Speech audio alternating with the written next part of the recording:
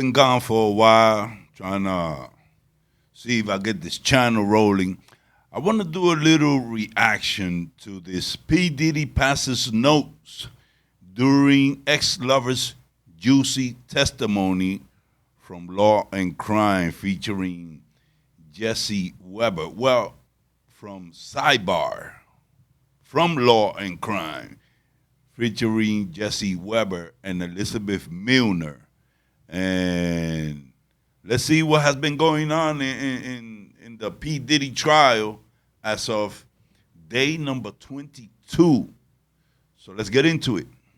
Have with us Law&Crime's in-court reporter Elizabeth Millner, who is back with us, going to be answering all of your questions before she has to jump back into the courtroom. She was there for all of the testimony today.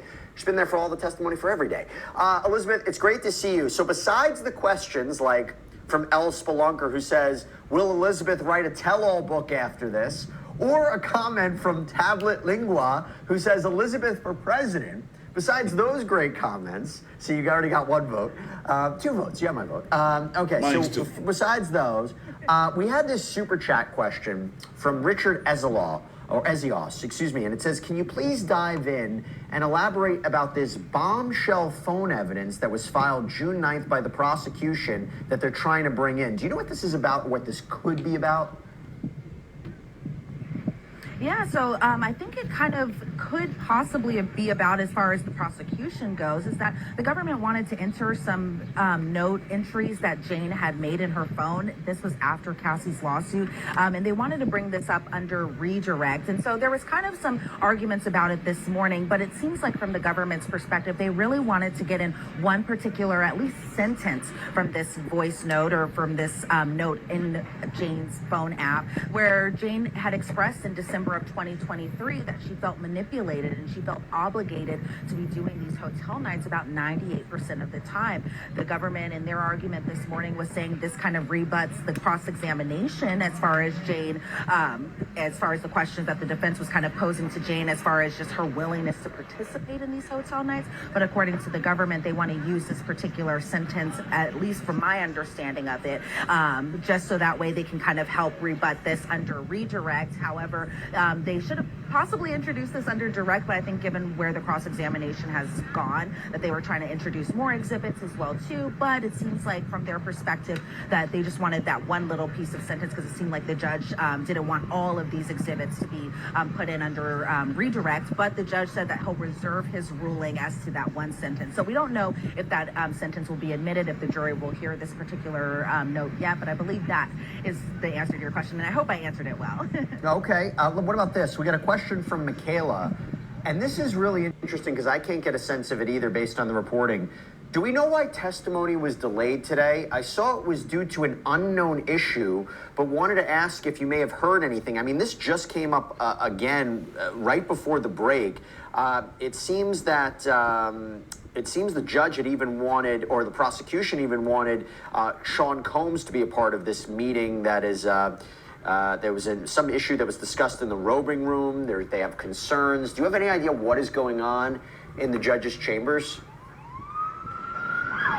Yeah, well, unfortunately, I have no idea what's going on, and I think a lot of us have been kind of scrambling to figure out what exactly is happening, because it seems like from both sides they're being very tight-lipped about this. But from the defense's perspective, Sean Combs wasn't in the back for the conversations that were had in the roving room or the chambers room, and it wasn't being transcribed either, so he wasn't able to follow along. So from the defense's perspective, they wanted to make sure that their client was able to be a part of these discussions. But here's what we do know.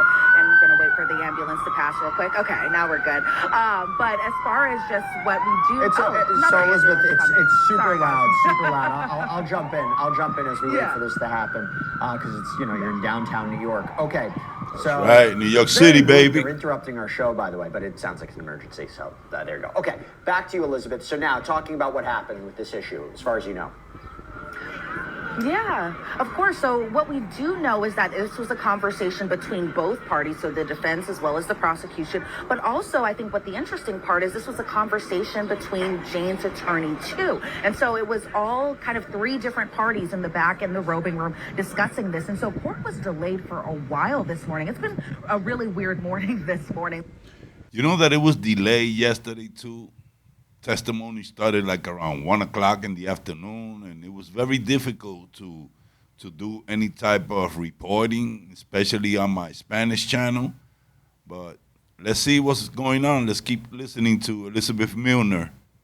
And there was stuff going on before court happened. There was stuff going on once court started. And so it really kind of delayed the proceedings. I don't think the jury even sat down in the jury box until close to maybe 11 o'clock this morning. Now, mind you, court was supposed to start at 9 a.m. this morning. So it really was a significant delay. And a lot of us were kind of scrambling to figure out what was going on. A lot of rumors kind of swirling. So we don't know the full answer. And we were hoping to kind of get an answer about what possibly they were discussing before the lunch break. But it seemed like from both sides, the government and the defense, they kept it tight-lipped. The judge ordered a sidebar. Obviously, that white noise was playing in the background. It was super loud, and we were thinking, okay, after the sidebar is over, maybe they'll talk about it. And then they were like, okay, lunch break, everyone. And so then lunch break happened. So unfortunately, we still don't know the full scope of what was going on, but it seemed like a very important conversation that was being had because it took so long. I think Diddy really wanted to be a part of it because he seemed a little kind of agitated that he didn't know what was going on, and the defense attorneys were kind of shielding him, talking with him, whispering with him as they were kind of trying to figure out, I think, from their own end what was happening too. Well, I'll tell you, the judge upheld this ruling where the identities of these people that were involved in a January 2024 incident, they will not be disclosed. This regarded a trip to Las Vegas where she, Sean Combs, and this group, including an unnamed rapper, they had apparently watched this kind of voyeuristic sex session, this woman who had sex with an entertainer that both she and Combs had used in the past. But the judge said that this is not among the alleged acts connected to the sex trafficking charges that Combs faces. So you can see why they made that ruling right there. Okay, this is a really important. You know what? I read the transcripts. There's a couple of news channels that be putting updates, and I read the transcripts, and I read when Jane Doe, which we all know is Daphne Joy, 50 Cent baby mama, said this and mentioned her going on this trip to Las Vegas with a friend when she was on a pause with Diddy, with this big icon rapper.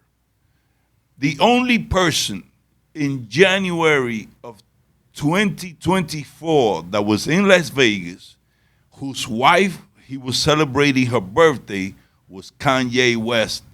And Sensori is Bianca Sensori, is her name. They were the only high-end rapper, or I might say icon status, that was in Las Vegas at that time. And private jet, Kanye West. So she's talking about that they were in a bedroom in a hotel, and there was this couple featuring Antoine that she and Diddy had used, having relations with another female while everybody else was watching. And that this rapper, who I believe is Kanye West, approached her and said, you look kind of cute. I always wanted to get with you, whatever. She got kind of happy, kind of emotional, and she showed her breast on this private affair. I don't know what's going on behind her saying that. I mean, I don't know why she said it.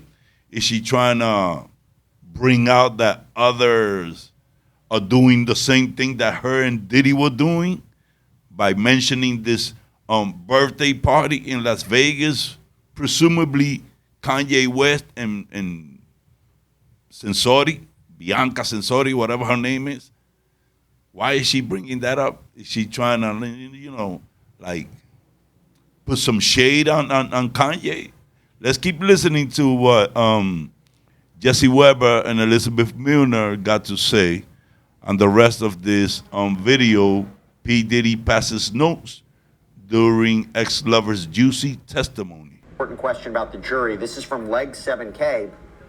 A question for Elizabeth Millner. Now that the cross-examination for Jane is coming to an end today, have you had any insights and thoughts on the jury's overall reaction to Jane? I don't know how they're feeling about Jane necessarily. I think there were times, maybe during, especially her cross-examination, because I think kind of the issue is we hear one thing under direct and you feel for her, and this kind of applies to other witnesses too, where you really kind of feel for them while they're under direct. But then when you kind of peel back the layers just a little bit more under cross-examination, you're kind of learning more of just the scope of everything. So whether it be the text messages, whether it be then her kind of willingness or alleged willingness to participate in these hotel nights and possibly being fine with them, you feel like you start to kind of learn a little bit more and a little bit deeper under the cross-examination. So, for example, when they were talking today about this unnamed rapper and his girlfriend slash wife who was going to Vegas and Jane was going along with them, when the jury saw who this unnamed rapper was, because unfortunately we still aren't able to see the exhibits, I did see one juror in the second row kind of going, interesting. So I feel like as far as just where their heads are at, I don't really know. There are also times where like I'm seeing them kind of either looking away or I'm seeing them looking directly at their screens, but I'm kind of thinking, okay, are they wondering how much longer is this particular witness going to be on the stand? How much longer are they going to continue to hear what feels like the same thing over and over again? And they're probably wondering why there's been so many holdups today as far as court starting, court ending, and just the overall testimony too. Yeah, they don't have as much information as we do, including how every piece of evidence fits into the overall case. Before I let you go, Elizabeth, we talked about the jurors. Let's talk about Diddy. ATX Stanley asks, question for Elizabeth, what has Diddy been doing while the witnesses testified? Does he stare at them and nod or shake his head or doodle on a notepad? What is he doing? So from what I could see of him, because I do have a tiny bit of an obstructed view today, but what I have seen of him is he is listening to Jane's testimony. I do see him when he is looking, it's either looking at Mark Agnifilo, who's normally sitting right beside him, possibly chatting with Brian Steele at points, who sits on the other side of him, and then kind of passing notes like he normally does, or just looking at Tinny Garagos do her cross-examination of the witness. And so I haven't seen the nodding over at the jury like I've seen him do for other witnesses per se, but he seems to, as far as just the events that happened this morning, it seems like he's still kind of listening to all the testimony, and if there's anything that they want to be asking, Diddy's definitely writing down that in a note, passing it off to his attorney so that way they can pass it off to Tinny Garagos. Elizabeth Millner, I know you have to jump back into court. Thank you so much. I'm going to see you later for our sidebar, our recap of the entire day's testimony and events. I'll catch you then. Thanks, Elizabeth. Thanks, Jesse. Let's leave it at that, because I be liking what Elizabeth Millner has to say from what's going on inside the courtroom, which is very interesting. She's one of the best, by the way. I seen a couple of people that are covering the trial, and Jesse is one of the best. I also seen, I think, Entertainment Tonight, that with that yellow ET logo. I think it is. This other lady that she be getting interviewed right then and there on the spot. She's also very good. But I don't seem to know what channel it is, but I have seen it a couple of times. But I'm going to keep doing this on a daily basis because I want this channel to blow up. I want to get this Mike's React channel to blow up because my other channels are in Spanish, and I got an audience, man. I got an audience that I need to, do this together with and build this community up. I have abandoned this channel. This channel had made it all the way up to 8,000 hours, and I stupidly last year deleted all them videos thinking that my hours were already done because I wanted to turn it into an English channel, and I lost my hours. So now I got 210 hours from the reactions that I've done just in this month. So I'm going to continue to do this to reach my 4,000 hours of view time. So that's it for today, or for now, because I'm going to continue. One love.